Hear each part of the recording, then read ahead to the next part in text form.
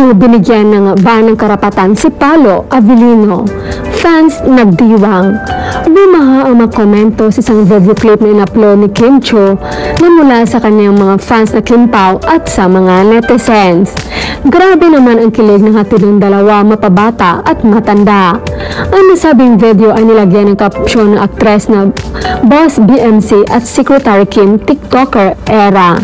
Ibinahagi ni Paolo ang nasabing video at may nakalagay na ang TikTok ko, ang sarap sa pakiramdam na wala na akong utang. Hinamo naman ng aktres na aktor na sayawin nila ang market sa dilim na ayon sa aktres madali lang.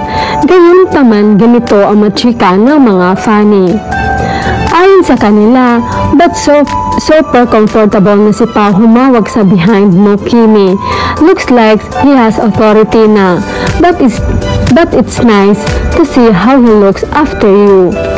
If they will be the end game, they will be the powerful couple of showbiz.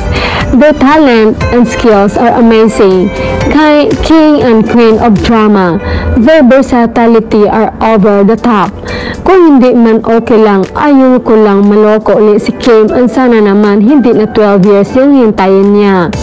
Kodo sa'yo at Paolo Avellino, ito yung mabait at magaling na aktor na super humble and simple, walang arte.